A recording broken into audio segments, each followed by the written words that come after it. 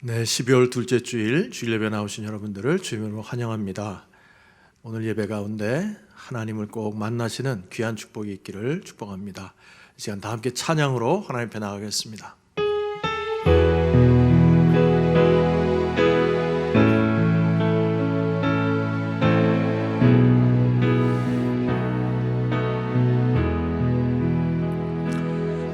하나님이 선택하셨고 예수님이 구속하셨고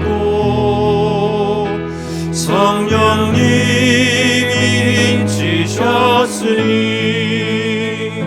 삼위일체 하나님 찬양. 하나님이 사랑하시고 예수님이 은혜 주시고 성령님이 교통하시니 삼위일체 하나님 찬양. 하나님이 지켜주시고 예수님이 함께 하시고 성령님이 능력 주시니 삼위일체 하나님 찬양. 할렐루야 하나님 찬양. 할렐루야 예수님 찬양. 할렐루야 성령님 찬양. 삼위일체 하나님 찬양. 함께 머리 숙여서 기도하겠습니다. 하나님께서 지난 한 주간 동안도 우리를 사랑하시되 상한 갈대도 꺾지 않으시는 사랑으로 꺼져가는 등불도 끄지 않으시는 사랑으로 우리를 품어주셨다가 오늘 귀한 예배 자리에 우리 발걸음 인도해 주셨습니다. 예배를 드리는 처음 시간입니다. 우리 마음과 생각과 한 주간의 삶을 돌아보면서 혹시라도 지금 하나님과 우리 사이를 가로막는 죄들이 있다면, 고백하지 않은 허물들이 있다면 이 시간 예수님 십자가 앞에 다 내려놓고 주님 십자가에서 흐르는 보혈로 우리를 온전히 덮어 주시옵소서. 우리의 공로로는 주 앞에 나갈 수 없으나 오직 예수 그리스도 십자가 보혈의 공로만 의지해서 나아가오니 우리 모습 이대로 받아주시고 거룩한 산제물로 흠양하여 주시옵소서. 모든 영광은 주님 홀로 거두어 주시옵고 우리의 찬양과 경배를 받아 주시옵소서. 우리 간절한 마음으로 합심으로 주님 앞에 기도하겠습니다. 하나님 아버지 감사합니다. 오늘도 저들께 부르셔서 하나님을 아바 아버지라고 부르며 경배와 찬양을 드릴 수 있도록 인도하심을 감사합니다. 우리의 공로로 주 앞에 나갈 수 없으나 오직 예수 그리스도 십자가 보혈의 공로를 위해서 나아가오니 우리 모습 이대로 받아주시고 흠양하여 주시기를 간절히 빌고 기도하옵나이다. 이 예배를 통해 살아계신 하나님을 경험하는 귀하고 복된 예배가 되게 하여 주시옵시고 하나님 아버지 약한 영 일절 틈타지 못하게 하여 주시옵시고 성령님 충만하게 우리 가운데 임재하여 주시옵소서. 고마우신 주님 감사합니다. 오늘도 우리를 이렇게 부르셔서 하나님의 이름을 높이며 경배드리며 찬양할 수 있도록 인도하심을 감사를 드리옵나이다. 오늘 드리는 예배를 통해 홀로 모든 영광을 거두어 주시옵시고 성령으로 각 심령들마다 찾아오셔서 오늘 예배가 살아계신 하나님을 만나고 경험하는 예배가 될 수 있도록 은혜 허락하여 주시옵소서. 감사하고 예수님 이름으로 기도하옵나이다. 아멘. 네, 우리 다 같이 일어나셔서 우리 기쁨으로 하나님을 찬양하도록 하겠습니다.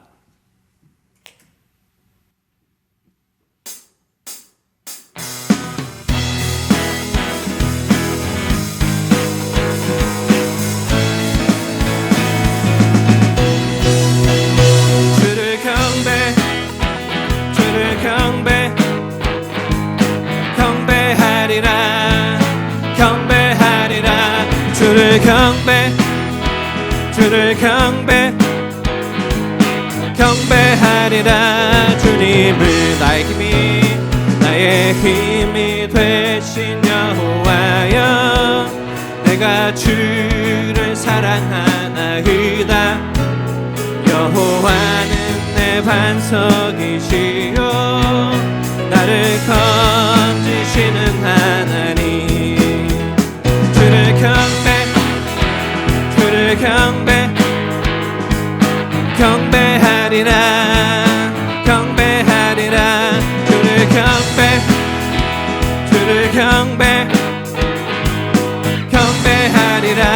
주님 나의 요새가 되시는 주님, 주는 나의 하나님이시라. 나의 피할 바위가 되시며 나의 구원의 뿌리시로다. 주를 경배하리라. 주를 경배하리라.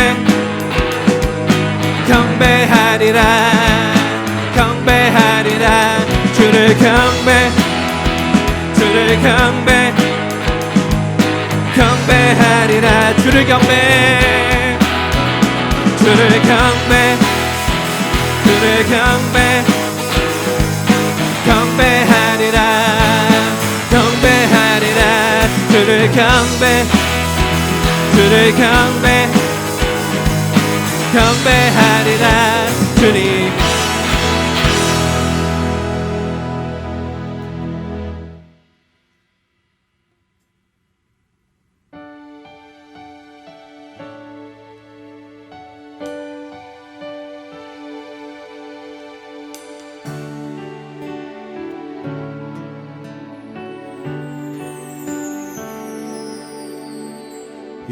여호와는 내 편이시라. 내가 두려워하지 않네. 주는 나의 능력이시요, 나의 구원이 되셨도다. 여호와는 내 편이시라. 내가 두려워하지 않네. 주는 나의 능력이시요, 나의 구원이 되셨도다. 주는 나의 하나님이시라. 내가 주께 감사하리다. 주는 나의 하나님이시라. 내가 주를 높이리다.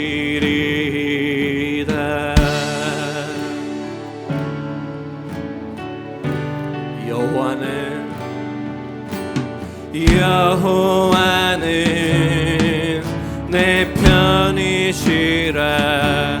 날 사망에서 건지셨네.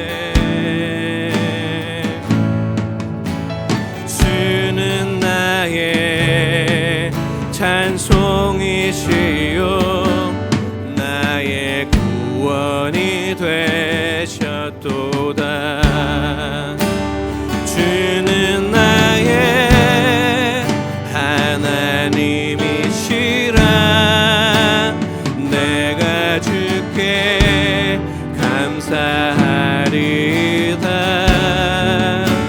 주는 나의 하나님이시라.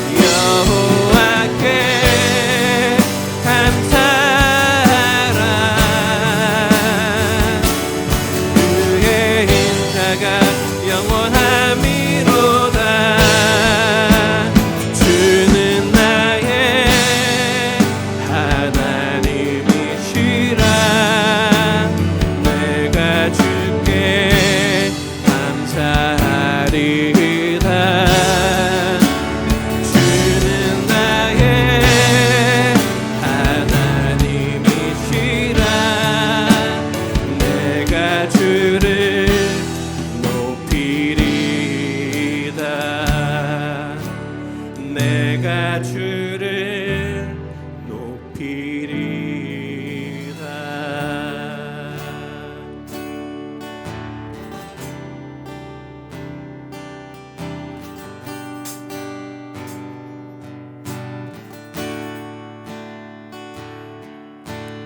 왕이신 하나님 높임을 받으소서. 찬양하리라. 영원히 높임을 받으실 그 이름 찬양하리라.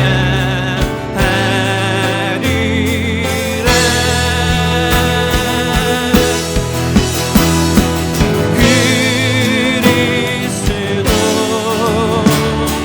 진리로 다스리네. 기뻐하라. 온 땅이여 찬양하라. 거룩하신 그 이름 높이리라. 왕이신 하나님,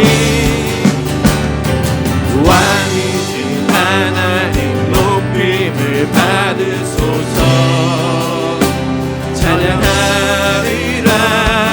영원히 높임을 받으실 그 이름 찬양하리라.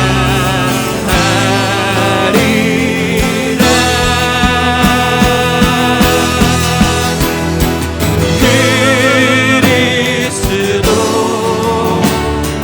진리로 다스리네. 기뻐하라. 온 땅이여 찬양하라. 거룩하신 그 이름 높이리라.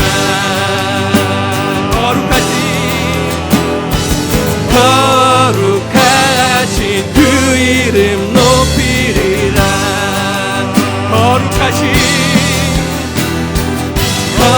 거룩하신 그 이름 높이리라.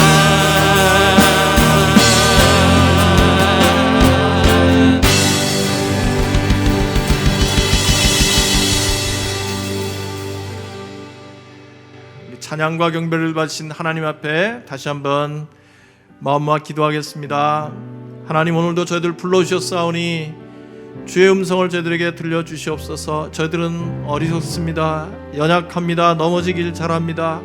주의 말씀은 내 발의 등이요 내 길의 빛이라고 하셨사오니 오늘 말씀을 통해 우리의 영혼을 깨워주시고 우리 앞길을 비춰주시고 말씀 가운데 우리에게 능력을 더하여 주셔서 그 말씀 통해 주님 앞에 돌이키고 회개하고 결단하는 귀한 시간 될 수 있도록 도와주시고 말씀을 전하는 부족한 종을 위해서 기도해 주시기 바랍니다. 간절한 마음으로 오늘 우리에게 하나님 꼭 말씀해 달라고 같이 기도하시고 박문철 집사님 예배를 위해서 다시 한번 간절히 대표로 기도하시겠습니다. 같이 기도하겠습니다. 하나님 아버지 감사합니다. 오늘도 저희들께 부르셔서 하나님의 이름을 높이며 함께하는 찬양할 수 있도록 인도하시길 감사합니다. 주여, 저희들에게 오늘도 주의 음성 들려주시기를 원하옵나이다. 저희들은 어리석습니다. 연약하고 의지가 약합니다. 하나님의 말씀이 아니면 저희들이 살 수가 없겠사오니 하나님 은혜를 내려 주셔서 우리의 심령을 말씀으로 깨워주시고 말씀 듣는 가운데 하나님 주시는 능력을 받게 하여 주시고 세상을 이기는 능력을 받게 하여 주시기를 간절히 기도합니다. 모든 불신앙과 게으름과 악한 것들이 다 떠나갈 수 있도록 아버지 축복해 주시기를 간절히 기도하옵나이다. 사랑과 은혜가 풍성하신 하나님, 거룩한 주일 저희들을 예배자로 불러주신 우리 주님께 감사와 찬양과 영광을 올려드립니다.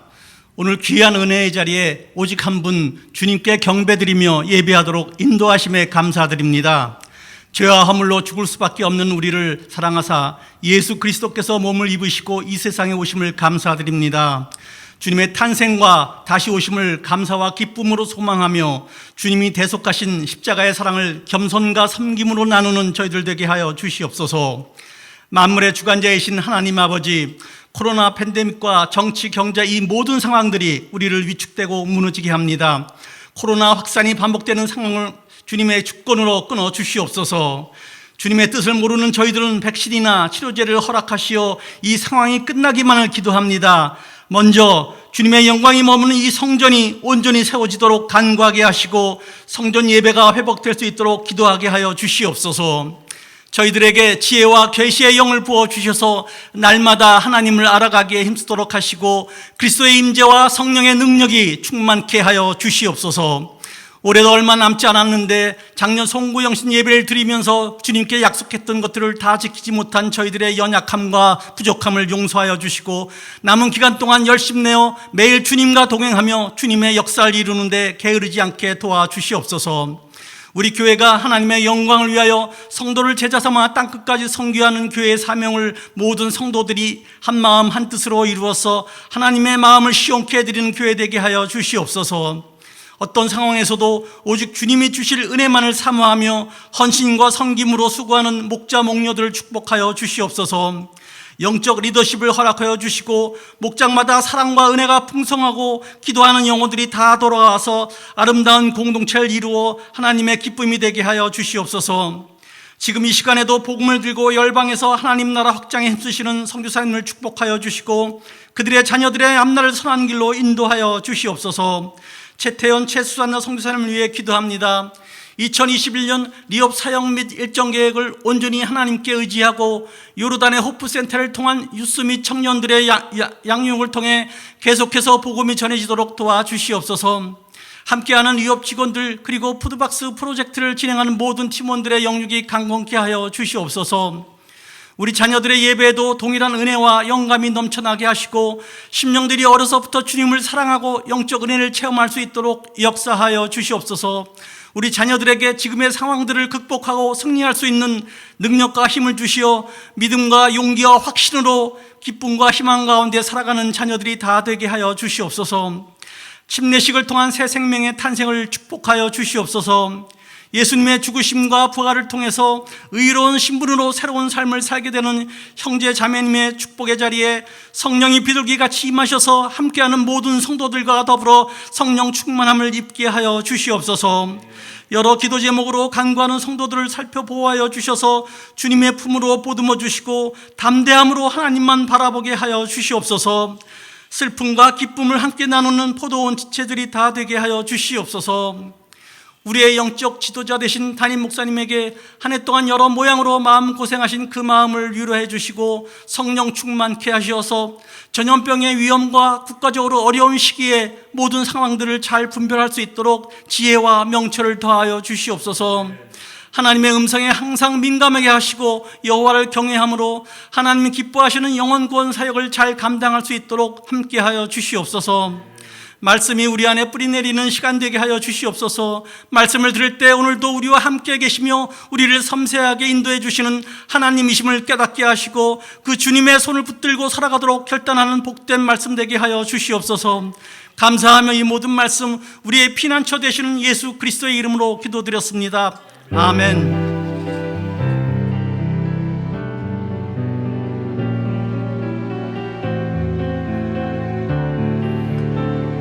가물어 메마른 땅에 가물어 메마른 땅에 단비를 내리시듯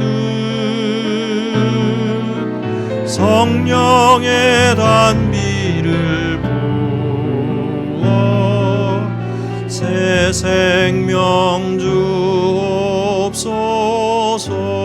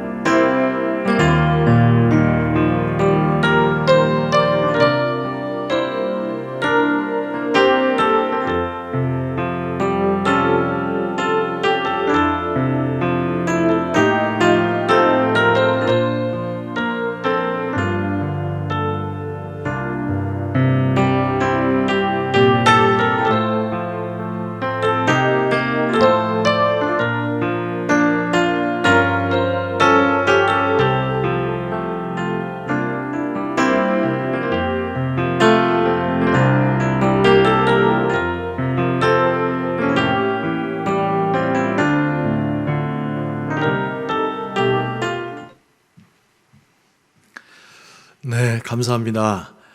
광고 말씀 다 보셨는데요. 어느덧 다음 주일이 올해 성탄 주일입니다. 크리스마스 바로 앞 주일이 되겠습니다. 그래서 올해 우리 특별히 안수 집사님들과 함께 이렇게 말씀 나누는 가운데 정말 올해 힘겨운 시간들 잘 견뎌내신 우리 성도님들 한번 격려하고 위로해 드리는 게 좋겠다 그렇게 생각해서 다음 주 20일입니다. 이번 주 말고 다음 주일 예배를 마친 다음에 오후 1시 반부터 한 2시간 동안 3시 반까지 이렇게 드라이브 스루로 여러분들이 교회를 좀 꼭 한번 방문해 주시기 바랍니다. 그러면 각 가정별로 교회에서 이렇게 우리 안수 집사님들, 교육자들이 준비한 아주 좋은 선물 백을 선물 한 꾸러미씩을 이렇게 여러분들에게 나눠드리도록 하겠습니다. 그래서 여러분도 모처럼 교회 한번 이렇게 오시고 또 다음 주에 드리는 그 성탄 헌금 가능하면 이렇게 교회 한번 나오셔서 직접 헌금 드리시고 이렇게 또 자녀들 선물은 자녀들대로 따로 이렇게 선물을 준비하겠습니다. 그래서 모처럼 얼굴 뵙고 서로 또 교제하고 축복하는 그런 시간 가지기를 원하니까 다음 주를 꼭 기억하셔서 교회 한번 다녀가시기를 꼭 부탁드립니다. 네, 이 시간 하나님께서 베푸시는 은혜를 기억하면서 감사하는 마음으로 예물을 드리겠습니다.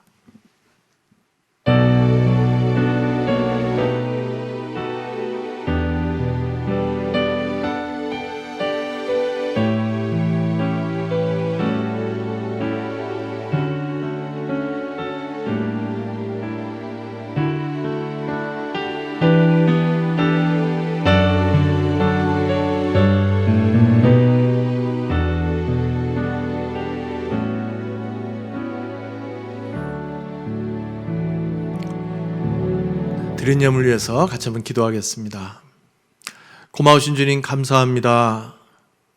올 한 해 여러 가지 어려움과 또 괴로운 일들이 많았지만은 저희들을 여기까지 지켜주시고 눈동자같이 살펴주신 것을 감사를 드리옵나이다. 우리를 구원해 주신 그 하나님의 구속의 은총을 감사하면서 주님께서 저희들에게 주신 것 중에 구별한 예물을 하나님 앞에 드리오니 주님 이 예물을 받아주시고 이 예물이 쓰여짐을 통하여 오직 하나님 홀로 영광 거두어 주시옵소서. 이 예물이 쓰여질 때마다 세상에 힘들고 지친 영혼들 주님 앞으로 인도하는 데 쓰임받게 하시고 또 우리와 동역하시는 선교사님들께 큰 격려가 되는 물질이 되게 하여 주시옵고 경제적인 어려움 중에 있는 여러 가정들 위로하시고 축복하셔서 용기를 잃지 말고 하나님의 도우시는 손길을 경험할 수 있도록 은혜를 베풀어 주시옵소서. 오늘 여러 가지 제목으로 드리는 예물들을 하나님 기쁘게 받아주시고 예물 드리는 손길들마다 축복하여 주시옵소서. 감사하고 예수님 이름으로 기도하옵나이다. 아멘. 네, 오늘은 정말 모처럼 오늘 이렇게 침례식을 갖게 됐습니다. 여러분과 함께 오늘 침례식을 침례하게 돼서 너무나 감사합니다. 우리 함께 기도하는 마음으로 침례식에 참여해 주시기 바랍니다.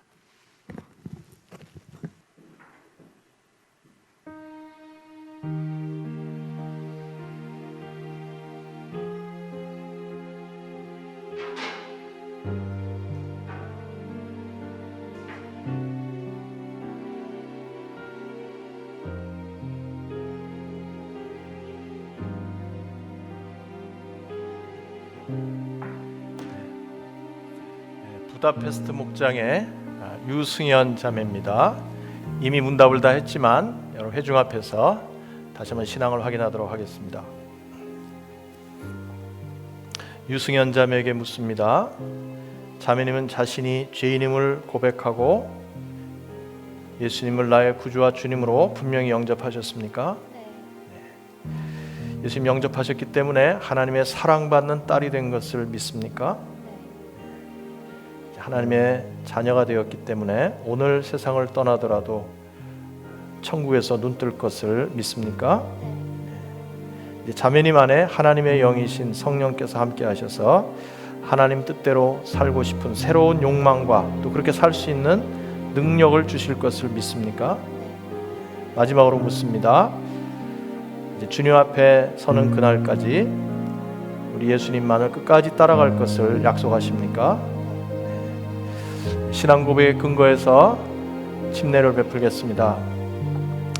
내가 예수 그리스도의 고귀한 명령에 순종하여 하나님의 딸 유승연에게 성부와 성자와 성령의 이름으로 침례를 주노라. 아멘. 하나님의 자녀는 예수님과 함께 죽고 예수님과 함께 사는 사람입니다. 이제 내가 나사렛 예수 그리스도로 명하노니 이제까지 승연자매를 사로잡았던 모든 악한 영들은 이제로부터 영원토록 떠나갈지어다. 아멘.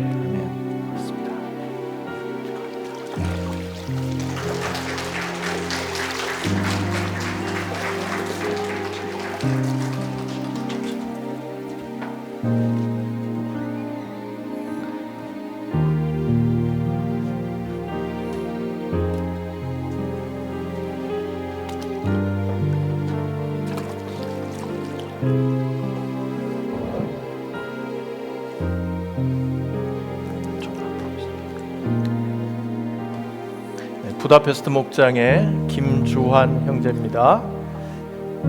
주환 형제에게 묻습니다. 형제님은 자신이 죄인임을 고백하고 예수님을 나의 구주와 주님으로 분명히 영접하셨습니까? 예수님 영접하셨기 때문에 이제 하나님의 사랑받는 아들이 된 것을 믿습니까? 큰 소리로 답하셨대요. 하나님의 아들이 되었기 때문에 오늘 세상을 떠나더라도 천국에서 눈뜰 것을 분명히 믿습니까? 네. 이제 하나님의 영이신 성령께서 주한 형제 안에 역사하셔서 하나님이 기뻐하시는 삶을 살고 싶은 새로운 욕망도 주시고 그렇게 살 수 있도록 능력을 베풀어 주실 것을 믿습니까? 아멘. 마지막으로 묻습니다. 주님 앞에 서는 그날까지 예수님을 끝까지 따라가기로 약속하십니까? 네. 신앙 고백의 근거에서 침례를 베풀겠습니다. 내가 예수 그리스도의 고귀한 명령에 순종하여 하나님의 아들 김주환에게 성부와 성자와 성령의 이름으로 침례를 주노라. 아멘. 하나님의 자녀는 예수님과 함께 죽고 예수님과 함께 사는 사람입니다. 이제 내가 나사렛 예수 그리스도를 명하노니 이제까지 김주환 형제를 사로잡았던 모든 악한 영들은 이제로부터 영원토록 떠나갈지어다. 아멘.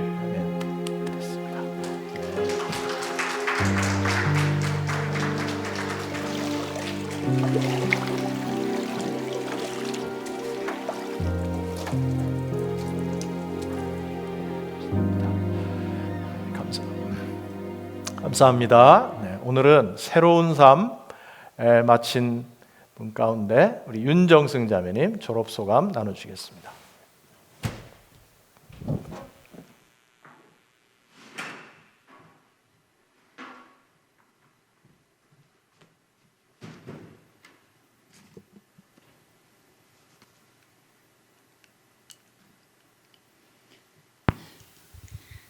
안녕하세요. 아마존 목장 윤정승입니다.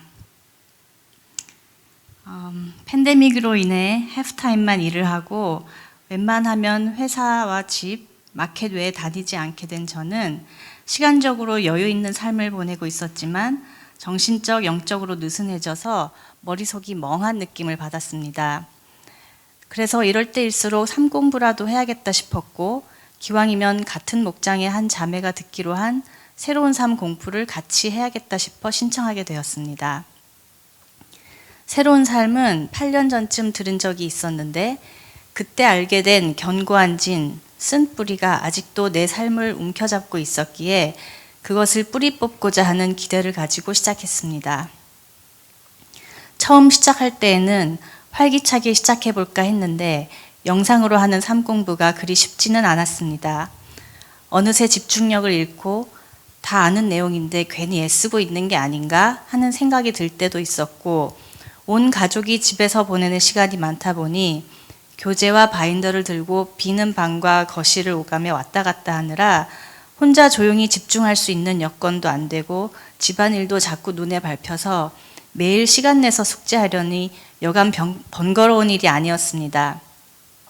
특히 정해진 시간에 20분 이상 기도해야 했는데 아무도 방해받지 않는 잠들기 전 시간에 기도하려다가 10분도 채 못 넘기고 잠들기가 일쑤였습니다. 게다가 코로나에 대한 경각심도 점점 무뎌지고 있었고 삶 공부를 시작할 즈음 당한 차 사고로 한 달간 수리를 맡겨둔 차를 찾게 되면서 그동안 미뤄두었던 일들을 하나씩 하느라 지루하리만큼 널널했던 생활이 갑자기 바빠지기 시작했습니다. 그리고 유튜브에 매일 올라오는 미 대선 관련 뉴스가 어찌나 재미가 있던지 저로 하여금 삶 공부의 우선순위를 바꿔놓기까지 했습니다. 이렇게 삶 공부에 집중하지 못하던 중 어느새 삶 공부의 반이 지나가고 견고한 진을 파하는 기도의 시간을 교회 본당에서 갖기로 했을 때 다시금 기대와 설레임으로 기도 시간을 맞이하게 되었습니다. 8개월 만에 교회 본당에서 하는 기도의 시간은 역시 좋았습니다. 우리 교회에 출석한 지 얼마 되지도 않았는데 팬데믹으로 인해 영상으로만 만나야 했던 형제 자매들을 멀리서만 직접 눈만 봐도 반가웠고 오디오에서 조용히 흘러나오는 찬양곡은 마음을 잠잠하게 했습니다. 방석을 들고 강대상 계단 밑에 무릎을 꿇자마자 눈물이 왈칵 쏟아져 나왔습니다. 아버지를 외치며 견고한 진을 파할 수 있게 도와달라고 기도했을 때 나의 견고한 진이 무엇인지 먼저 구체적으로 알게 하셨습니다. 저의 견고한 진은 남편과 갈등이 있을 때마다 과거로 돌아가 아팠던 상처를 다시 끄집어내고 기대하지도 않았던 힘든 이민 생활과 실망스러운 결혼 생활로 인한 분노, 불확실한 미래에 대한 두려움으로 마음이 강팍해진 것이었는데 기대는 모든 불행의 원인이고 강팍한 마음은 자기 연민에서 시작된다는 것을 알았습니다. 나를 사랑하고 남을 용서하지 못하는 마음이 견고한 진을 만들고 있다는 것을 알았습니다. 그리고 곧이어 하나님은 내가 자기 연민에 빠져서 보지 못했던 하지만 남편이 그동안 계속해서 보여주고 있었던 가족에 대한 크고 작은 희생과 하나님이 좋아하시는 모습으로 변하려고 노력했던 모습들을 기억나게 하셨습니다. 내 안에서 감사가 흘러나왔고 강팍했던 마음이 녹는 것 같았습니다. 지나간 아픈 과거라는 쓴뿌리에 얽매이기보다 앞으로의 밝은 미래를 보기 원하시는 하나님, 그리고 그렇게 되도록 이끌어 주실 하나님을 믿고 의지합니다. 라고 고백이 절로 나왔습니다. 그렇게 약 40분가량 기도를 마치고 의자에 앉아 있는 동안 다음에 또 같은 상황이 생기면 어떻게 대처해야 할지 자신감이 생겼습니다. 누구든지 그리스도 안에 있으면 새로운 피조물이라 이전 것은 다 지나갔으니 보라 새 것이 되었도다. 내 삶의 소유권을 예수 그리스도께 드리는 결단을 함으로 과거의 쓴뿌리로부터 자유함을 받았습니다. 교제에서 내적 전투는 우리 안에 있는 약한 부분에서 일어나는데 그것을 견고한 진이라 부른다고 했습니다. 영적 젊은이는 외적 전투와 내적 전투 또한 치르고 있는 사람이고 운동선수로 치면 가장 전성기를 맞고 있는 20대라 했습니다. 아직도 내적 전투를 하고 있는 저는 가장 전성기를 맞고 있는 영적 젊은이인 것에 오히려 기뻐해야 할 것 같습니다. 그리고 영적 아버지가 되었을 때에 하나님 나라 세관 검사를 통과하려면 버려야 할 짐을 버리기 위해 겸손히 하나님께 의지해야겠습니다. 또 내가 원하는 것을 속히 얻을 수 없다고 해서 그것이 우상이 되지 않도록 하나님 앞에 내려놓아야겠습니다. 강팍한 마음이 아닌 예수 그리스도 닮은 온유하고 겸손한 성품으로 가까운 내 이웃을 더욱 사랑하기를 원합니다. 더 나아가 지역의 영적 싸움에도 관망자가 아닌 협력할 줄 아는 하나님의 군사가 되어야겠습니다. 감사합니다.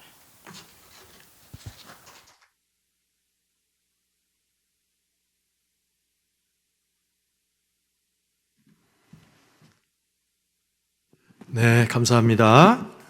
오늘 하나님 말씀 우리 같이 보시겠습니다. 다니엘서 12장 우리 1절, 2절, 그 다음에 1절에서 3절, 12절, 13절 이렇게 보도록 하겠습니다. 구약성경 다니엘서 12장 1절에서 3절, 12절, 13절.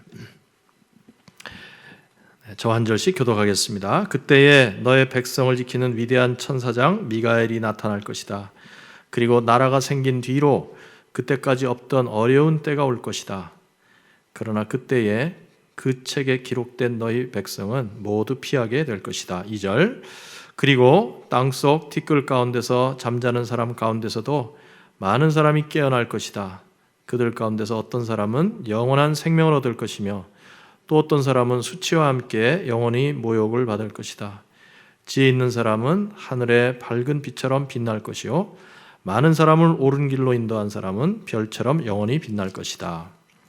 12절 13절 말씀입니다. 12절 제가 읽습니다. 1335일이 지나가기까지 기다리면서 참는 사람은 복이 있을 것이다. 같이 읽습니다.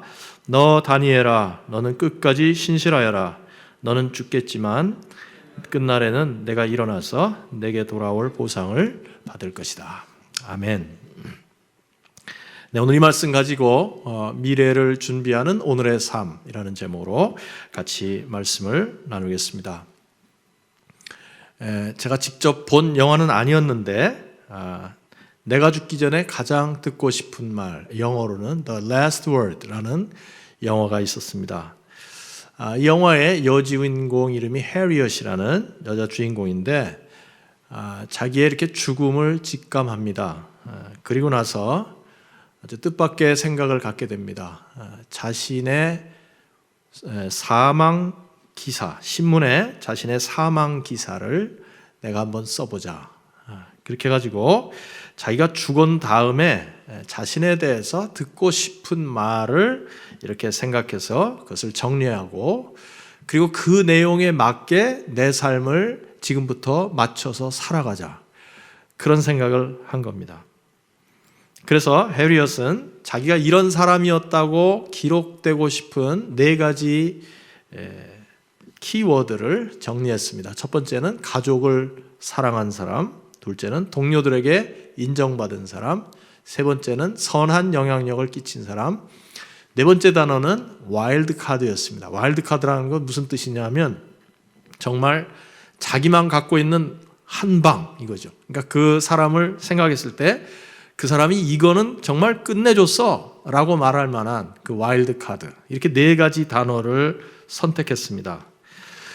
그리고 그 하나하나를 이루어가기 위한 여러 가지 재료들을 준비하기 시작했습니다. 여러분, 우리가 흔히 자기의 그 유언장을 쓰는 그런 이벤트는 가끔 하지요. 그런데 많은 경우에 그것은 자기 반성적인 의미를 많이 가집니다. 그러나 유언장이 아니라 나에 대한 사망 기사를 쓴다면 그것은 내가 살아가는 동안에 추구했던 가치나 또는 삶의 지향점이 무엇이었는지를 밝혀주게 됩니다. 그런 점에서 유언장보다도 더 큰 의미가 있다고 생각을 합니다. 나의 가치나 지향점이라는 것은 내가 다른 사람들과 맺었던 인간관계의 질 또는 내가 살아가면서 이루었던 성취, 이런 것들과 다 관계되는 내용입니다. 자, 그렇다면 여러분들은 만약에 오늘 당장 세상을 떠나신다면 여러분의 인생이 어떤 표현으로, 어떤 말들로 정리되고 기억되기를 원하십니까? 네, 오늘은 우리 다니엘서를 이제 마지막으로 묵상을 하는데 다니엘서 후반부 7장부터 12장 말씀에는 다니엘이 봤던 환상의 내용이 기록되어 있습니다. 다니엘이 본 환상은 성경에 기록된 가장 오래된 묵시문학입니다. 이 묵시문학이라는 것은 계시로 본 내용들을 말하죠. 환상과 꿈을 바탕으로 여러 가지 그 묵시를 보면은 짐승들도 많이 나오고 숫자도 많이 나오고 또 천사와 마귀와 싸움하는 내용도 많이 나오고 또 이제 새로운 시대가 펼쳐진다 하는 그런 내용을 담고 있기 때문에 그냥 읽기도 어렵고 또 해석도 쉽지 않습니다. 심지어 이 환상을 받고 또 천사를 통해서 그 환상의 해석까지 전해 들었던 다니엘조차도 내가 그 뜻이 뭔지를 아직도 잘 모르겠다, 그렇게 고백하는 내용이 나와요. 8장 27절에 보니까 내가 본 그 환상 때문에 나는 몹시 놀랐고 그 뜻을 이해하지 못하였다 그랬습니다. 하지만 묵시가 이렇게 이해하기 힘들지라도 그럼에도 불구하고 우리에게는 굉장히 중요한 말씀들입니다. 왜냐하면 묵시를 통해서 우리는 앞으로 일어날 일들의 그 흐름을 깨닫게 됩니다. 그리고 그 앞으로 일어날 일의 최종 결론이 무엇인지를 알게 돼요. 묵시서를 통해서. 요한계시록과 또 다른 데 나오는 이런 묵시들을 통해서 그런 것을 알 수가 있기 때문입니다. 앞으로 일어날 일을 보여주는 이 묵시, 이것은 우리의 어떤 호기심을 만족시키려고 말씀해 주신 것이 아니라 사실은 그 앞으로 이런 일들이 일어날 거라는 것을 우리에게 보여주시면서 그렇기 때문에 우리는 오늘을 이렇게 살아야 한다 하는 그런 말씀을 우리에게 해주시기 원하는 것입니다. 그래서 신약성경 중에 우리 마가복음 13장에 보면은 말세에 일어날 일들을 예수님께서 많이 말씀해 주셨습니다. 그래서 마가복음 13장을 작은 묵시로 그렇게 부르기도 합니다. 그런데 그 33절 안에 무려 명령어가 19개나 등장합니다. 무슨 말입니까? 앞으로 이런 일이 일어날 것이기 때문에 그것을 내가 미리 알려주니까 그것을 기억하고 오늘을 이렇게 살아라 하는 그런 말씀을 해주셨던 겁니다. 우리에게 미래의 일을 알려주시는 목적이 어디 있는지를 알려주시는 말씀이라고 하겠습니다. 특별히 오늘 우리가 아까 읽은 본문 말씀 가운데 오늘 요절 말씀이 다니엘서 전체의 마지막 절입니다. 다니엘서 12장 13절 말씀인데 다시 한번 읽겠습니다. 제가 읽습니다. 너 다니엘아, 너는 끝까지 신실하여라. 너는 죽겠지만 끝날에는 내가 일어나서 내게 돌아올 보상을 받을 것이다. 이것이 다니엘서의 마지막 구절입니다. 오늘 13절 말씀을 중심으로 해서 우리가 미래를 잘 준비하려면 오늘 어떻게 살아야 하는가 하는 것을 상고하면서 여러분과 함께 은혜를 나누고자 합니다. 우리가 미래를 잘 준비하기 위해서 첫 번째 중요한 것은 뭐냐면 인생의 기본 공식을 붙잡으라 하는 겁니다. 인생의 기본 공식을 붙잡아라. 제가 13절 말씀을 묵상하다가 제일 마음에 와닿은 부분이 뭐냐면 너는 죽겠지만 이라는 단어예요. 너는 죽겠지만 6글자 2단어밖에 안 되는 이 짧은 말인데 너는 죽겠지만 어쩌면 이 짧은 말 속에 우리의 인생의 그 결론이 잘 정리되어 있다. 그렇게 볼 수 있습니다. 왜 그렇습니까? 우리 모두는 다 언젠가는 죽을 것이기 때문입니다. 여기에는 아무도 예외가 없습니다.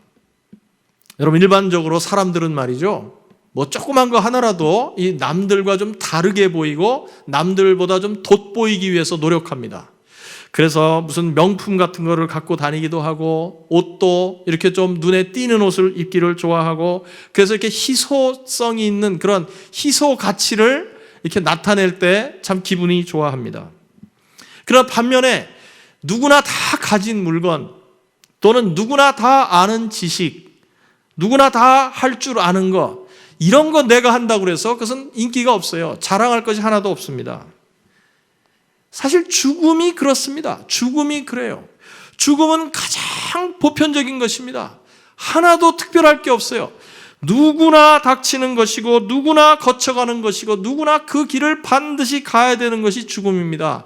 딱 하나 시간의 차이만 있을 뿐입니다. 요즘 코로나 바이러스로 인해서 정말 엄청난 일들이 벌어지고 있습니다. 하루에 전국에서 3천 몇백 명씩 사람들이 죽어나갑니다. 여러분 9.11 테러 사태 때 그 월드 트레이드 센터가 무너졌을 때 죽은 사람이 3천 명이 조금 넘습니다. 그날 하루에 죽었던 사람이 요즘 매일 죽어나가고 있는 거예요. 매일 죽고 있습니다. 우리가 점점 이런 죽음에 대해서 좀 무감각해지고 또 긍정적으로 말한다면 죽음을 이렇게 객관적으로 볼 수 있는 그 눈이 자꾸 열려지는 것 같아요. 죽음은 어디 저 멀리 있는 게 아닙니다. 어떤 특별한 사람들에게만 다가오는 일이 결코 아니에요. 마치 땅바닥에다 이렇게 무슨 금을 거놓고 그 금을 훌쩍 넘는데 아무 문제가 없는 것처럼 죽음이라는 것은 우리의 일상이 이렇게 지나되다가 어느 시점에 훌쩍 넘어가는 게 죽음입니다. 다음 세계로 그냥 넘어가는 거예요. 무슨 절벽에서 떨어지는 것 같이 그런 대단한 특별한 단절이 있는 게 아니고 우리 삶의 연장선상에서 이렇게 가다 보면 어느 시점인가 우리는 죽음을 통과하게 된다는 거죠. 그러므로 우리는 이 죽음이라는 것을 너무 대단하게 여긴다거나 두려워할 필요가 전혀 없습니다. 그래서 이 죽음을 그렇게 우리가 받아들인다면 우리는 뭔가 준비를 해야 돼요. 그런데 준비해야 되는 것 중에 가장 중요한 게 뭐냐? 인생의 기본 공식을 붙잡으라는 것입니다. 여러분, 인생의 기본 공식이라고 제가 오늘 표현을 하는데요, 세상 사람들은 인생의 기본 공식을 뭐라 그럽니까? 네 글자로 말하죠. 생로병사 그래요. 그죠? 태어나고 병들고 또 늙고 병들고 죽는 거. 이게 인생의 공식이다. 근데 우리는 그렇게 죽는 걸로 끝나지 않습니다. 우리 믿는 성도들은 죽음에서 끝나는 것이 아니라 다른 네 가지를 우리는 믿어요. 뭡니까? 탄생과 또 죽음과 부활과 심판이 있다고 성경은 분명히 말합니다. 아까 읽은 13절 말씀, 오늘 요절 말씀에 그렇게 돼 있죠. 탄생은 전제로 하고, 자 보십시다. 너는 죽겠지만 끝날에는 내가 일어나서 그 다음에 어떻게 됩니까? 내게 돌아올 보상을 받을 것이다. 탄생과 죽음과 부활과 심판, 이것이 우리 인생의 공식입니다. 세상에 태어난 사람은 누구나 한 번은 반드시 죽고, 그리고 그 사람이 어떤 삶을 살았든지 간에 악인이든 의인이든 예수님이 다시 오실 때 다시 부활합니다. 그런데 부활하고 끝나는 것이 아니라 주님 앞에서 받을 심판이 있어요.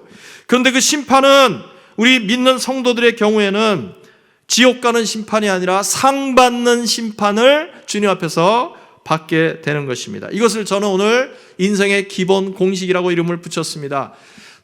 태어나고 죽고 부활하고 심판받는 것, 이것은 누구도 피할 수 없는, 모든 인생이 거쳐가야 되는 인생의 공식입니다.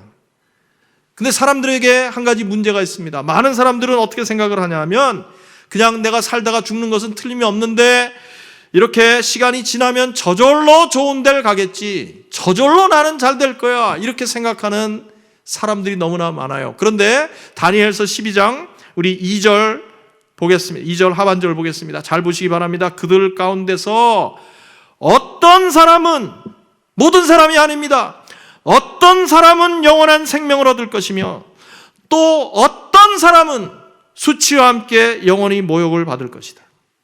성경은 분명히 말해요. 어떤 사람은 영원한 생명을 받을 것이며, 이 다니엘서 12장 2절은 구약 성경에 영생이라는 말이 가장 처음 등장하는 구절입니다. 어떤 사람은 영생을 받겠지만 어떤 사람은 수치와 함께 영원히 모욕을 받을 것이다. 12장 10절 말씀 또 보겠습니다. 많은 사람이 깨끗해질 것이다. 그러나 악한 사람은 이해하지 못하고 계속 악해질 것이다.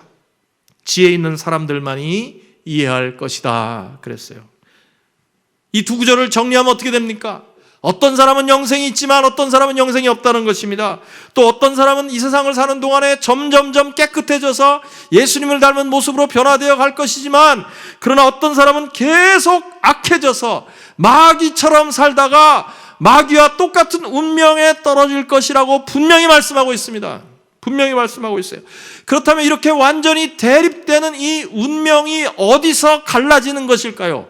도대체 이 운명을 나누는 기준이 뭡니까? 기준이 12장 1절에서 해답을 주고 있습니다. 이렇게 돼 있어요. 그리고 나라가 생긴 뒤로 그때까지 없던 어려운 때가 올 것이다. 그러나 그때에, 보세요, 같이 읽겠습니다. 그 책에 기록된 너의 백성은 모두 피하게 될 것이다. 그럼 여기서 말하는 책이 뭘까요? 생명책입니다.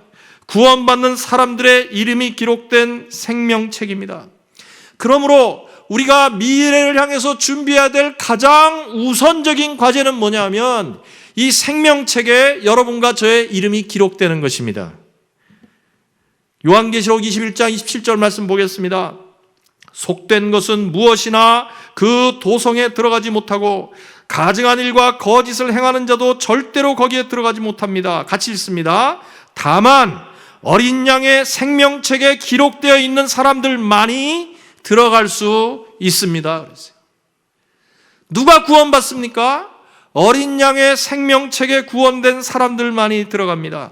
그러면 누가 이 어린 양의 생명책에 이름이 기록됩니까? 어린 양으로 우리 대신 오셔서 자신의 몸을 찢으시고 피를 다 흘리셔서 보혈을 흘려주신 그 예수 그리스도의 피값으로 죄 씻음을 받고 거듭난 사람들의 이름이 어린 양 생명책에 그 이름이 기록되는 것입니다. 그 사람은 자신의 의로 구원받는 것이 아니라 하나님께서 베풀어 주시는 값없이 주시는 의, 믿는 사람들에게 주시는 값없이 주시는 의로 의롭다고 칭함을 받는 거예요. 그리고 그 순간 성령으로 인치심을 받아서 하나님 앞에 가는 그날까지 하나님의 보호하심과 인도하심 속에 하나님이 책임져 주시다가 영원한 천국에 들어가는 것을 믿으시길 바랍니다. 이게 어린 양의 생명책에 이름이 기록된 사람들의 운명이에요. 그래서 인류 역사의 마지막을 기록하고 있는 요한계시록, 이 묵시 문학의 유명한 책이죠. 요한계시록에는 이 어린 양 생명책에 대한 말씀이 많이 등장합니다. 3장 5절, 요한계시록 3장 5절, 이기는 사람은 이와 같이 흰 옷을 입을 것인데 나는 그의 이름을 생명책에서 지워버리지 않을 것이며. 거듭난 사람의 이름은 생명책에서 지워지지 않습니다. 요한계시록 20장 15절, 누구든지 생명책에 기록되지 못한 자는 불못에 던져지리라. 운명이 어디서 갈려지냐면 내 이름이 어린 양 생명책에 기록이 되어 있느냐가 중요한 것입니다. 그것은 우리의 공로로 되어지는 것이 아니라 오직 우리의 믿음을 보시고 우리에게 의롭다 칭해 주시는 하나님의 은혜로 의롭다고 칭함받은 사람들, 그들의 이름이 생명책에 기록이 되는 것입니다. 그러므로 우리가 미래를 위해서 많은 준비를 할 수 있겠지만은 가장 먼저 해야 될 준비는 뭐냐? 예수님을 나의 구주와 주님으로 영접하고 어린 양 생명책에 우리 이름이 기록되는 것입니다. 그 책에 이름이 없으면 어느 누구도 구원받지 못한다고 성경에 기록되어 있어요. 다시 한번 기억하시길 바랍니다. 우리가 미래를 위해서 가장 먼저 해야 될 준비는 이 가장 근본적인 인생의 기본 공식을 깨닫는 것입니다. 탄생과 죽음과 부활과 심판이 모든 사람 앞에 놓여져 있습니다. 이 문제가 분명히 해결되어야만 우리는 미래를 위한 가장 기본적인 준비를 하게 되는 것입니다.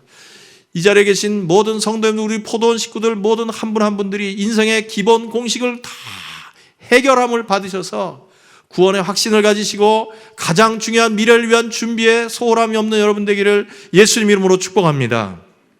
두 번째로 우리가 미래를 위해서 준비해야 될 것은 뭐냐 하면 영혼을 살리는 일을 위해서 헌신해야 한다는 것입니다. 영혼을 살리는 위해서 헌신을 하라. 이와 같은 인생의 기본 공식을 믿는 사람은 그때부터 삶의 우선순위가 바뀝니다. 새롭게 정립이 되는 거예요. 다 아시는 것처럼 우리는 모두 언젠가는 죽을 사람들이에요. 그걸 좀 듣기는 거북하지만 다른 말로 하자면 사형 선고를 받은 사람이라는 말이에요. 여러분, 우리가 무슨 불치의 병이 걸려서 의사가 뭐 얼마 못 산다 이런 말 하면 사형 선고 받았다 그런 말 하잖아요. 그분한테만 해당되는 말이 아닙니다. 시간이 다를 뿐이지 우리는 전부 다 육신의 생명에 대한 사형 선고를 받은 사람들이에요. 근데 그것을 우리가 정말 깨닫는다면 그때부터 우리의 인생 우선순위가 달라집니다. 자, 3절 말씀, 12장 3절 말씀 다시 읽겠습니다. 지혜 있는 사람은 하늘의 밝은 빛처럼 빛날 것이요 많은 사람을 옳은 길로 인도한 사람은 별처럼 영원히 빛날 것이다 그랬습니다. 이 말씀은 하나님께서 천사를 통해서 다니엘에게 전해주신 말씀인데 결국 누가 인생을 잘 사는 사람인가, 누가 정말 지혜롭게 인생을 사는 사람인가를 말씀해주고 있는 것입니다. 누가 지혜롭게 사는 사람이에요? 많은 사람을 옳은 길로 인도한 사람. 이 두 가지가 같은 표현입니다. 병행법으로 되어 있어요. 지혜 있는 사람, 많은 사람을 옳은 길로 인도한 사람, 같은 말입니다. 그래서 예수님도 이 말씀을 염두에 두시고 마가복음 13장 43절에서 이렇게 말씀하셨습니다. 그때의 의인들은 그들의 아버지의 나라에서 해와 같이 빛날 것이다 그랬어요. 여러분, 누가 참으로 지혜로운 사람입니까?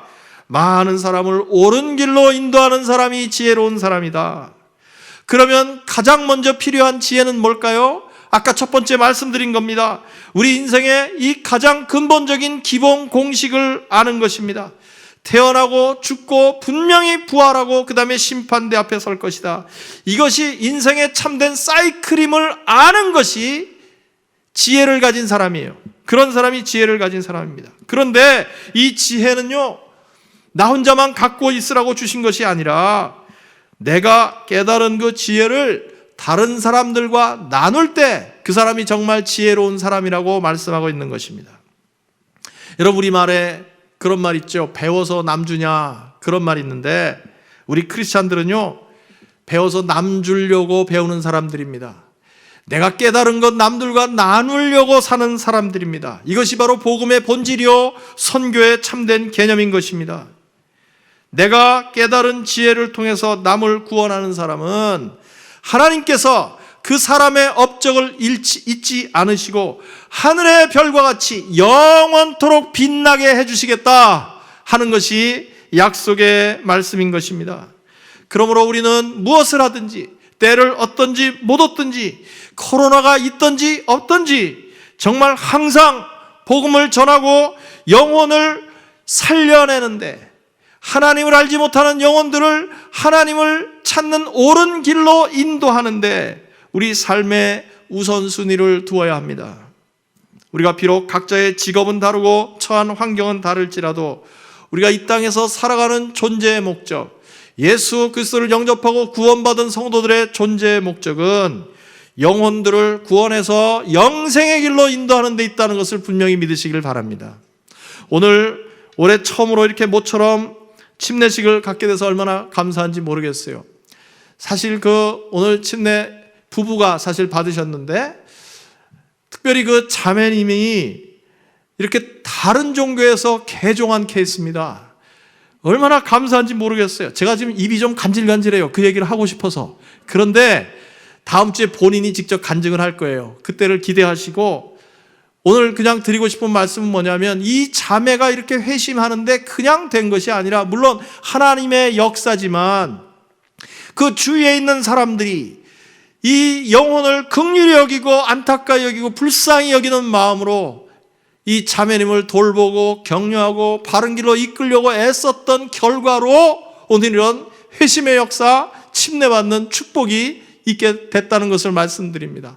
그런 사람들이야말로 정말 하늘의 별과 같이 빛날 사람들이에요, 여러분. 하늘의 별과 같이 빛나는 것입니다.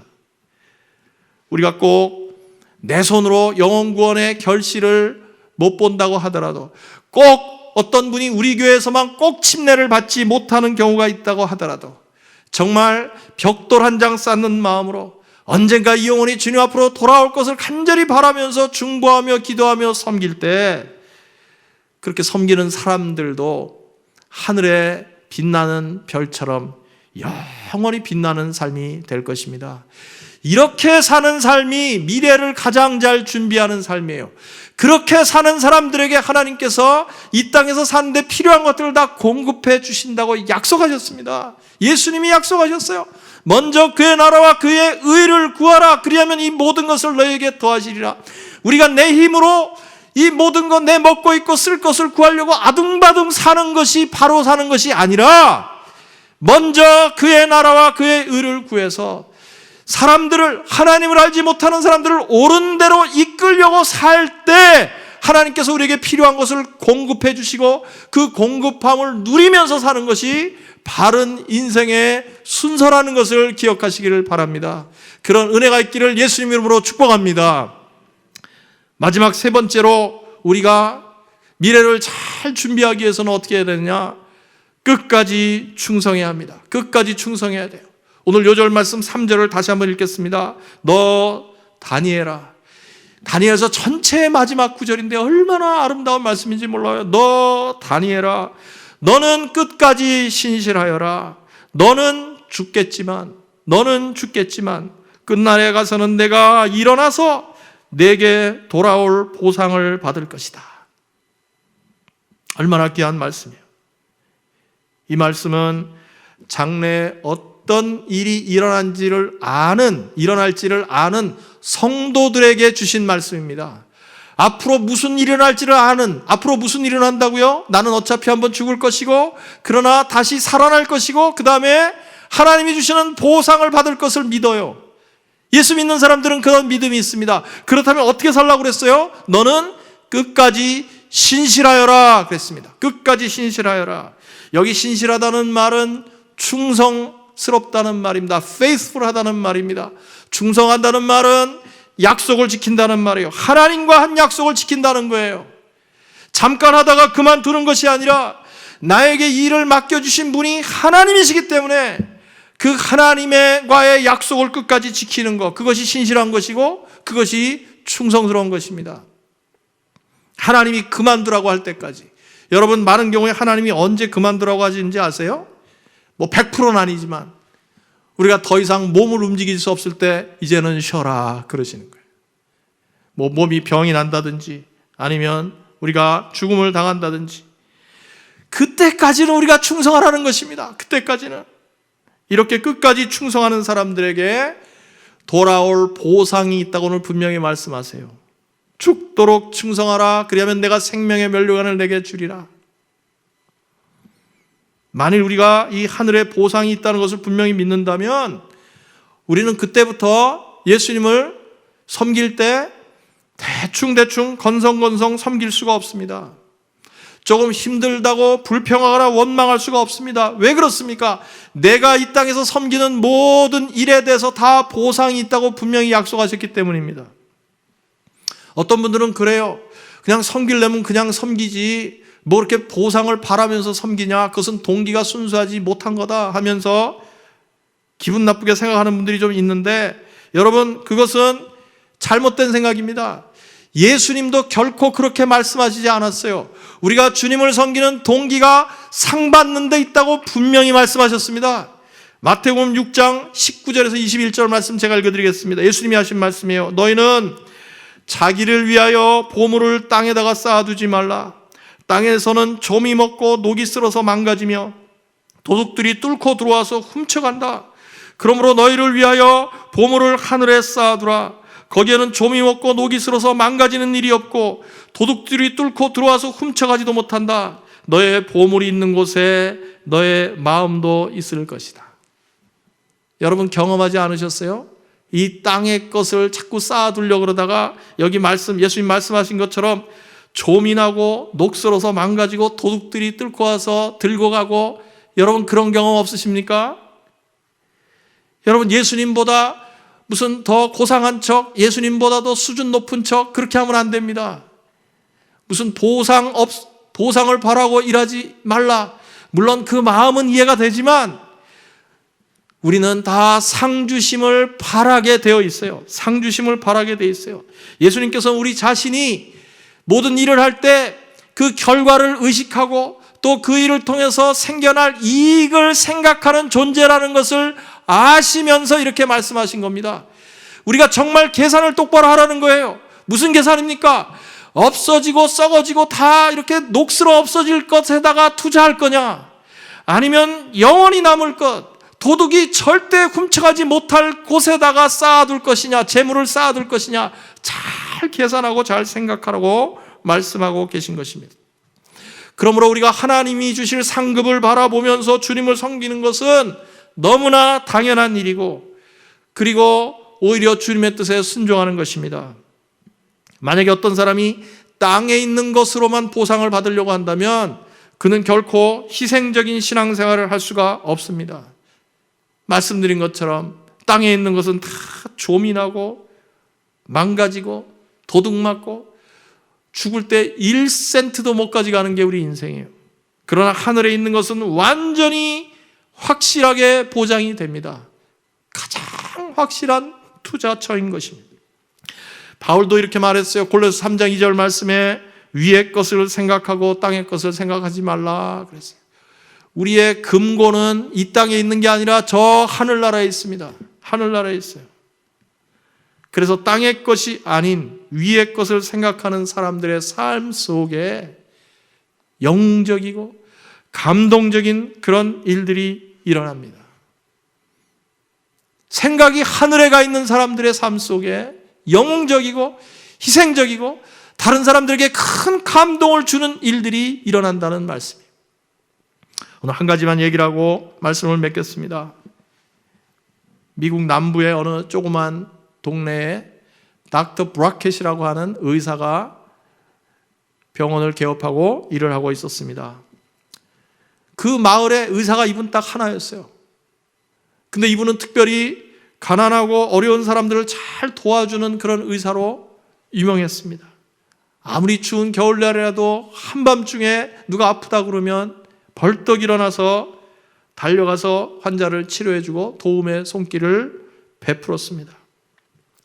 이분의 병원은 어디 있었냐면 그 조그만 도시니까 그 메인 스트리트에 어떤 옷가게 2층에 이분의 병원이 있었습니다. 병원이 2층에 있다 보니까 사람들이 잘 못 찾고 그러니까 아래층에 그 병원으로 올라가는 이렇게 안내판을 붙여놨어요. 그런데 이분은 말이죠, 하도 남을 위해 살다 보니까 그것 때문에 결혼도 못하게 됩니다. 물론 사랑하는 여자가 있었어요. 그래서 결혼하기로 작정하고 결혼식 날짜까지 다 잡았습니다. 근데 결혼식 하는 날 갑자기 그 동네에 있는 어느 가난한 멕시칸 부부한테 연락이 왔어요. 아기가 나올 것 같다는 겁니다. 아기가 나올 것 같다. 자기 결혼식 날인데 이 마을에는 의사가 하나밖에 없고, 그래서 그는 아기를 받으러 환자를 보러 갔습니다. 그리고 결혼식 장소에 나타나질 못했어요. 신부가 그것 때문에 큰 상처를 받았습니다. 나는 이런 사람하고는 결혼할 수 없다. 그리고 그 결혼식에 참석했던 하객들도 다 동의했어요. 아무리 그래도 결혼식을 와야지. 그래서 그는 남은 생애를 혼자 살다가 70이 좀 넘은 나이에 아무 가족도 없이 외롭게 세상을 떠났습니다. 닥터 브라켓이 세상을 떠났을 때 장례식에 많은 사람들이 참석했어요. 그동안 은혜를 입은 사람들이 너무나 많았기 때문에. 그러면서 그의 희생적인 삶을 회고하면서 다들 뭐라 그러냐면, 딴 건 몰라도 이분의 비성만큼은 가장 좋은 걸로 해드려야겠다. 그런데 여러분, 사람들이 이구동성 말로만 그렇게 하고 한 사람도 움직이는 사람이 없었습니다. 그런데 딱 한 사람, 마음 아파한 사람이 있었어요. 바로 닥터 브라켓이 자기 때문에 결혼을 하지 못했다고 마음에 늘 짐을 안고 있었던 멕시칸 부부였습니다. 오래전에 자기들이 아기를 낳는 일 때문에 결혼식이 그렇게 망가진 것을 마음에 부담을 안고 있었어요. 하지만 그들은 여전히 아직도 가난하고 그래서 뭐 비석을 살 만한 능력은 전혀 안 됐습니다. 그런데 한 가지 생각이 딱 떠올랐어요. 그래서 그 병원 안내판이 떠올랐습니다. 병원으로 올라가는 길에 붙어있던 그 안내판을 뜯어와가지고 이분의 묘지에 묘비로 대신 삼았습니다. 어느 날 날짜가 좀 지난 다음에 어떤 한 사람이 이 꽃 무더기 속에 묻혀있던 닥터 브라켓의 이상한 비석을 발견했습니다. 제가 좀 이렇게 만들려고 그랬는데 한번 보세요. 닥터 브라켓 오피스 upstairs. 사무실은 2층에. 이 닥터 브라켓은 자기가 하는 모든 일이 저 하늘에 상급으로 다 위로 올라간 것입니다. 위로 다 쌓여졌어요. 사람들이 보기에는 어리석게 보였지만 그의 모든 상급은 하늘에 쌓여졌던 것입니다. 여러분, 신실한 사람은 어떤 사람입니까? 끝까지 신실한 사람입니다. 끝까지 충성한 사람입니다. 미래를 준비하는 가장 확실한 방법은 뭡니까? 오늘 내가 있는 이 자리에서 하나님께서 지금 나에게 맡겨주신 그 일에 충성하는 사람입니다. 그 사람이 미래를 가장 잘 준비하는 것입니다. 그렇게 살 때 어떻게 돼요? 그 모든 성김과 수고가 하나도 땅에 떨어지지 않고 하나님이 기억하시고 상급을 주신다는 것을 믿으시길 바랍니다. 잘 아시는 고린도전서 15장 58절 말씀, 그러므로 나의 사랑하는 형제자매 여러분, 굳게 서서 흔들리지 말고 주님의 일을 더욱 많이 하십시오. 여러분이 아는 대로 여러분의 수고가 주님 안에서 헛되지 않습니다. 미래를 준비하는 사람은 하늘만 쳐다보면서 아무 일도 하지 않는 사람이 아니라 매일의 삶 속에서 하나님이 나에게 맡겨주신 일, 주님이 나에게 의탁하신 그 일에 충성하는 사람입니다. 오늘 말씀을 맺겠습니다. 지금 코로나 사태로 인해서 많은 어려움이 있습니다. 무엇보다 가장 안타까운 것은 정말 한 생명이 얼마나 귀한데 하루에도 수많은 생명들이 죽음을 직면하고 있다는 것입니다. 그러나 정말 우리는 이 사실을 통해서 새로운 깨달음을 갖게 되었습니다. 죽음이 그렇게 멀리 있는 것이 아니다. 죽음은 남에게만 해당되는 일이 아니다. 그러므로 우리는 언젠간 직면하게 될 그 미래의 그 날을 준비하면서 살아야 합니다. 죽음을 너무나 두려워하지 마세요. 특별한 일이 아니라는 것을 마음에 새기시길 바랍니다. 그리고 하나님께서 우리에게 주신 은사와 기회를 살려서 한 영혼이라도 옳은 길로 인도하는, 영혼을 구원하는 일에 우리 삶을 드리는 헌신이 있어야 합니다. 그리고 날마다 우리가 무슨 일을 하든지 하나님께서 나에게 맡기신 그 일에 충성을 다하는 그런 삶을 살 때 여러분과 저는 하늘의 별과 같이 빛나는 삶을 살게 될 것입니다. 미래를 준비하면서 오늘을 살아가는 우리 포도원교회 모든 성도님들 되기를 예수님의 이름으로 축원합니다. 같이 한번 기도하겠습니다.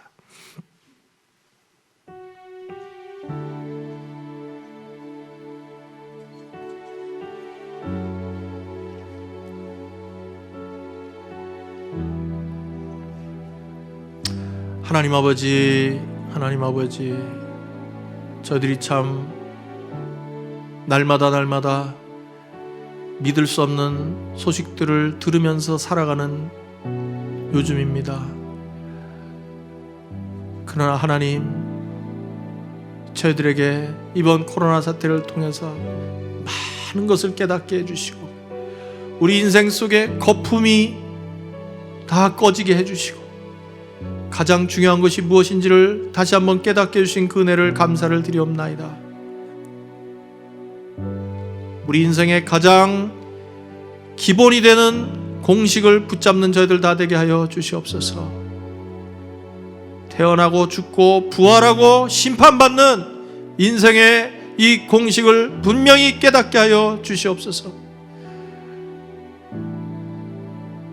하나님 알지 못하는 영혼들을 옳은 길로 인도하는 자가 정말 지혜로운 삶인 것을 깨닫고 영혼을 구원하는 데 우리 삶을 드리는 예수님의 제자들이 다 되게 해주시고 우리가 언젠간 이 세상을 떠날 거지만 그때까지 주님이 부르시는 그날까지는 내게 맡겨주는 그 일을 충성스럽게 감당하는 신실한 주님의 종들이 다 될 수 있도록 하나님 역사하여 주시옵소서. 우리를 받아 주시옵소서. 감사하고 예수님 이름으로 기도하옵나이다. 아멘. 네, 오늘 침례 받으신 분들에게 침례 증서를 드리겠습니다. 두 분 올라오세요.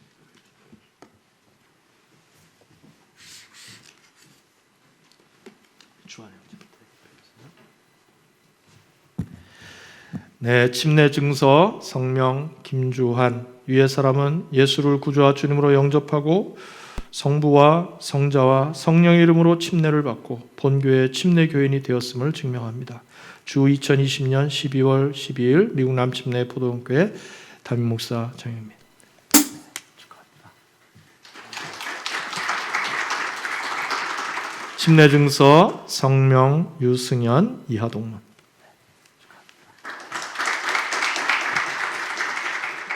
목장에서 축하하는 시간, 허그식 잠깐 갖겠습니다. 가운데 서시고.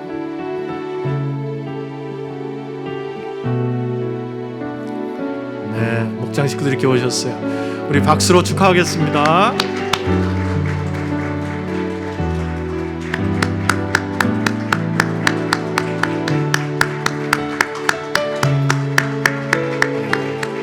고맙습니다. 네, 들어갔습니다. 다 함께 일어나셔서 같이 찬양 드리겠습니다.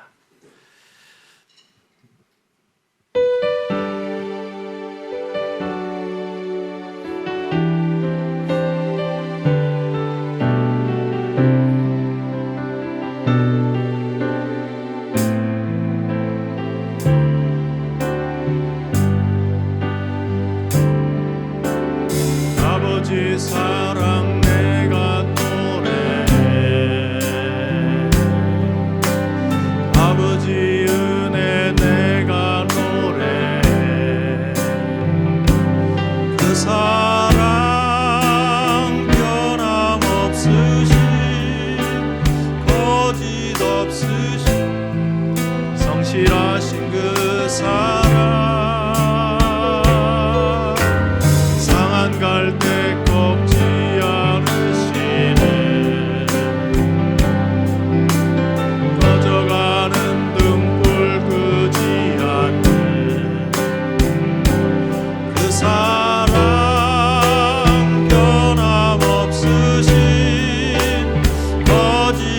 없으신 성실하신 그 사랑 그 사랑 날 위해 죽으신 날 위해 다시 사신 예수 그리스도 다시 오실 그 사랑 죽음도 생명도 천사도 하늘의 어떤 권세도 끊을 수 없는 영원한 그 사랑 예수 그 사랑 날 위해 죽으신 날 위해 다시 사신 예수 그리스도 다시 오실 그 사랑 죽음도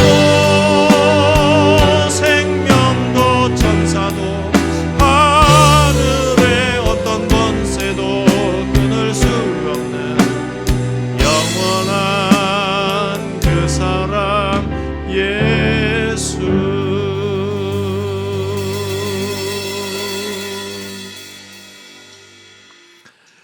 지금은 우리를 위해 이 땅에 오시사 고난 받으시고 십자가 지시고 부활하신 우리 주 예수 그리스도의 은혜와 독생자를 아낌없이 보내어 우리에게 영원한 생명을 주신 하나님 아버지의 크고 놀라우신 사랑하심과 날마다 우리 삶 가운데 함께 하셔서 우리 인생에서 꼭 붙잡아야 될 것이 무엇인지를 가르쳐 주시고 그 진리를 붙잡고 거기에 자신의 삶을 맞춰서 살 수 있도록 우리를 이끌어 주시는 성령의 교통하심이 오늘 하나님의 변화와 경배와 찬양을 드리며 언젠가 마주하게 될 우리 인생의 마지막 날을 지금부터 준비하며 살기로 마음에 다짐하며 이 자리를 떠나는 하나님의 귀한 백성들 위해 저들의 가정과 자녀와 손대하는 모든 일과 건강과 안전 위에 우리와 동역하시는 선교사님들의 사역 현장에 함께 하시기를